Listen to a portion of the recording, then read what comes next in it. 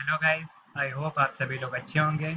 मैं प्रियांशु गुप्ता आप सभी का स्वागत करता हूँ टेक जी के टीच समथिंग न्यू एवरीडे में।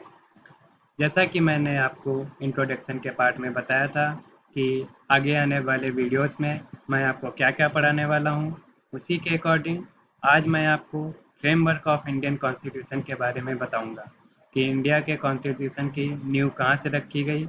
और मैंने आपको इंट्रोडक्शन के पार्ट में वो सारे इम्पोर्टेंट टॉपिक्स जो एग्ज़ाम में आते हैं और इंडिया के कॉन्स्टिट्यूशन की साइलेंट फीचर के बारे में डिस्कस किया था। तो अगर आपने वो वीडियो अभी तक नहीं देखा है तो आपको उसका लिंक डिस्क्रिप्शन बॉक्स में मिल जाएगा और आप उस वीडियो को देख सकते हैं। तो चलिए स्टार्ट करते हैं फ्रेमवर्क ऑफ इंडियन कॉन्स्टिट्यूशन का के बारे में।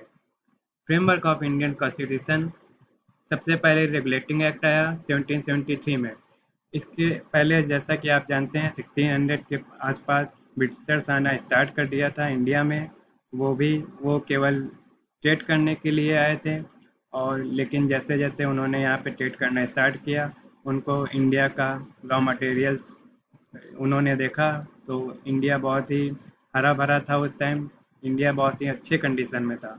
तो उन्होंने इंडिया में अपना स्थायित्व स्थापित करने की सोची और फिर उन्होंने धीरे धीरे अपना रेगुलेशन स्टार्ट कर दिया। सबसे पहले उन्होंने बंगाल, बिहार और उड़ीसा के दीवानी राइट्स हटाए जो कि उस टाइम टैक्सेस के रूप में लिए जाते थे। तो उन्होंने इसको हटा दिया और अपने टैक्सेस इम्प्लीमेंट किए। उसके बाद जब 1773 में रेगुलेटिंग एक्ट आया तो उसमें उन्होंने गवर्नर ऑफ बंगाल को गवर्नर जनरल ऑफ बंगाल के नाम से बदल दिया। और वो governor general of Bengal Britishers की तरफ से थे। और उस समय prime minister of England Lord North थे। और first governor general of Bengal Warren Hasting बने। उस समय उन्होंने सोचा कि हमें यहाँ पे न्याय के लिए कुछ करना चाहिए। तो उन्होंने सुप्रीम कोर्ट ऑफ कलकत्ता की स्थापना की जिसमें 4 जजेस होते थे।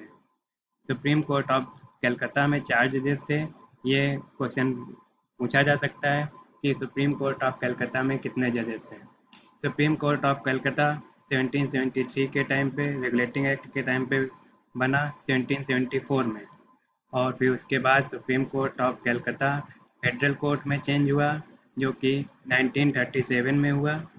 वो आगे मैं इसके बारे में थोड़ा सा और डिटेल में बताऊंगा फेडरल कोर्ट के बारे में। फिर यही फेडरल कोर्ट फाइनली 1950 में सुप्रीम कोर्ट ऑफ इंडिया के नाम से जाना जाने लगा। तो रेगुलेटिंग एक्ट 1773 में ये कुछ काम हुए। उसके बाद नया एक्ट लाया गया फिट्स इंडिया एक्ट जो कि 1784 में लाए। इसमें इन्होंने कहा कि अब हम डायरेक्ट कंट्रोल करेंगे। मतलब अब ब्रिटिशर्स और ज़्यादा घुसने लगे थे। वो ब्रिटिशर इसलिए उन्होंने कहा कि अब ब्रिटिश गवर्नमेंट का डायरेक्ट कंट्रोल होगा। उसमें इन्होंने 2 बोर्ड बनाए जिसमें पहला बोर्ड बोर्ड ऑफ कंट्रोल था और दूसरा कोर्ट ऑफ डायरेक्टर था। जो भी पॉलिटिकल चीज़ें थी पॉलिटिकल अफेयर्स थे उन सबको मैनेज करने के लिए उन्होंने बोर्ड ऑफ कंट्रोल बनाया। और जो भी अदर चीज़ें कॉमर्शियल अफेयर्स थे उसके लिए उन्होंने कोर्ट ऑफ डायरेक्टर बनाया। फिर नेक्स्ट चार्टर एक्ट ऑफ 1813 आया जिसमें उन्होंने टी ट्रेड के लिए परमिशन दी। ये एग्ज़ाम में पूछा जा सकता है कि टी ट्रेड की परमिशन किस एक्ट के तहत दी गई। तो आपको याद रखना है चार्टर एक्ट 1813 में। फिर उसके बाद आफ्टर 20 ईयर्स चार्टर एक्ट 1833 आया जो कि 20 साल के गैप में आया। उसके बाद एक चार्टर एक्ट और आया 1853 में। तो ये तीनों लगातार 20-20 ईयर्स के गैप में आते गए जिसको आप इजीली याद कर सकते हैं।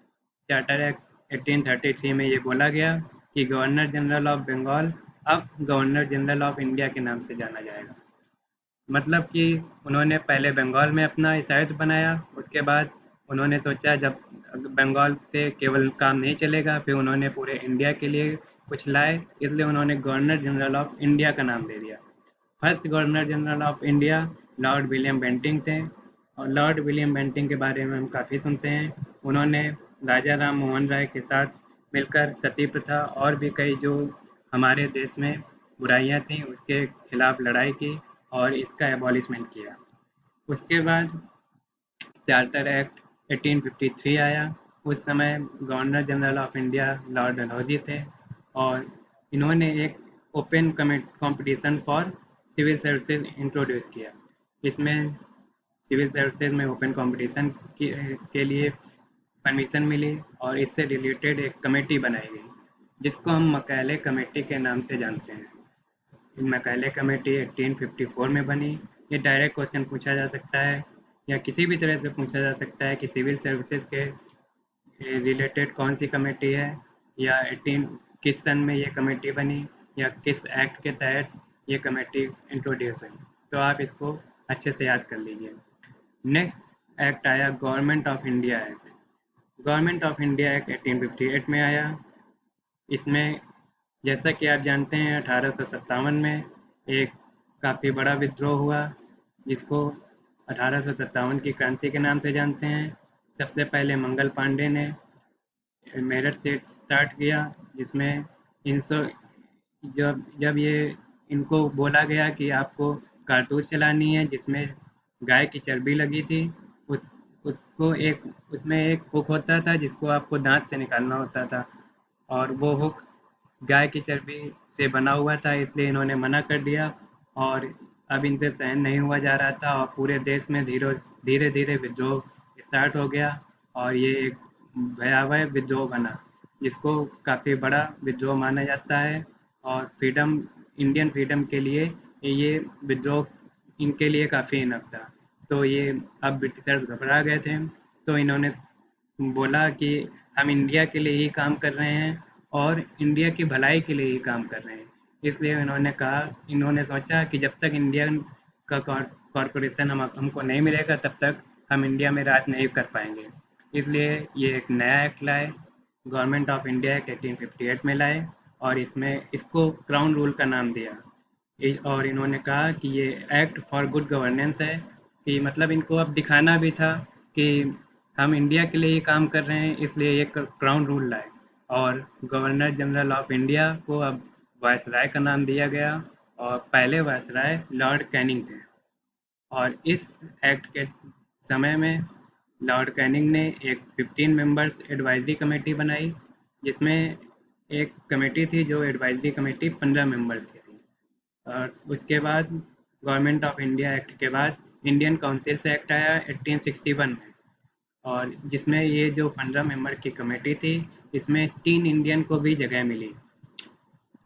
इस एडवाइजरी कमेटी में 3 मेंबर्स थे, राजा ऑफ बनारस और महाराजा ऑफ पटियाला और तीसरे सर दिनकर राव थे।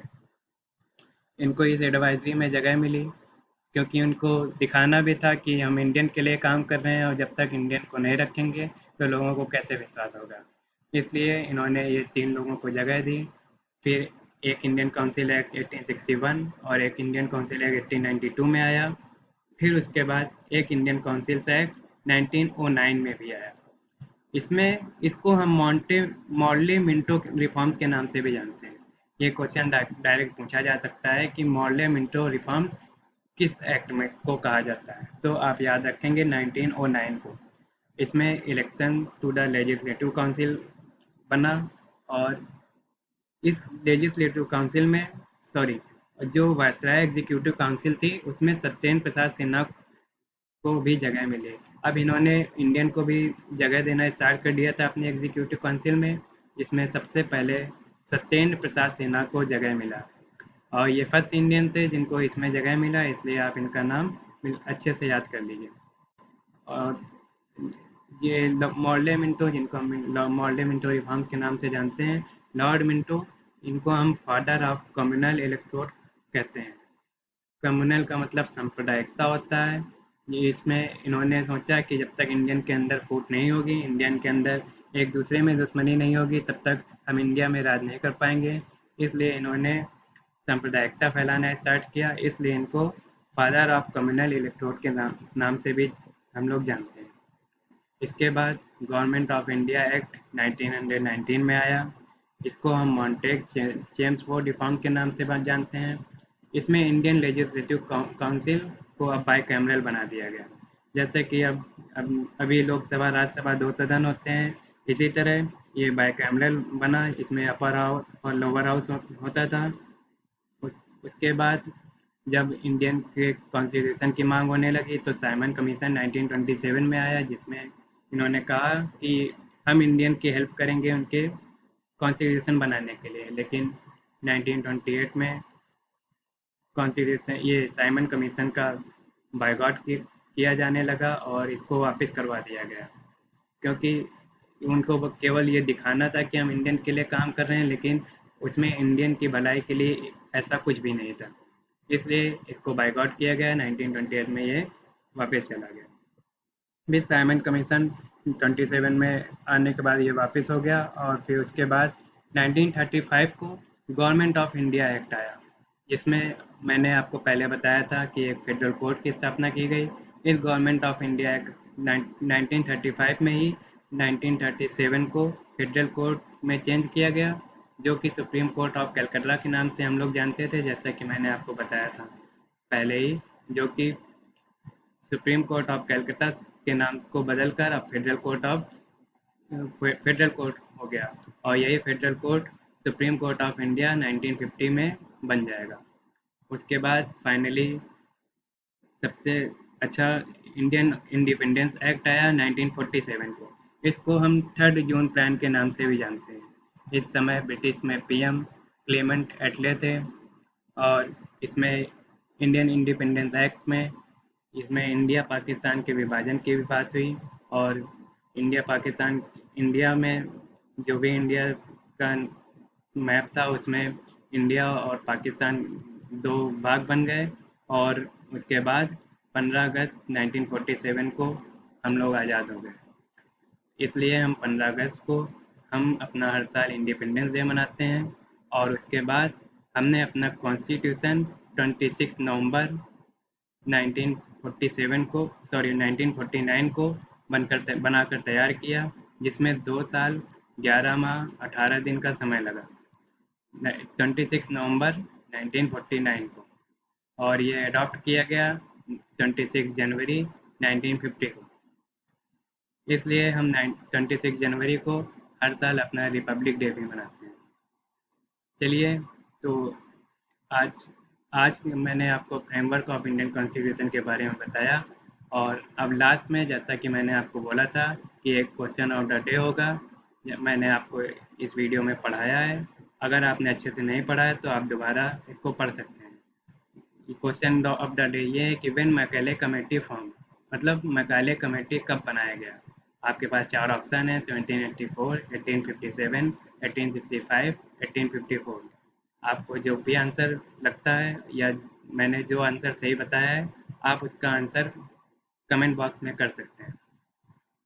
अगर आपको मेरा वीडियो पसंद आया हो तो इसको लाइक कर दीजिए और चैनल को सब्सक्राइब कर लीजिए। Thank you and have a nice day.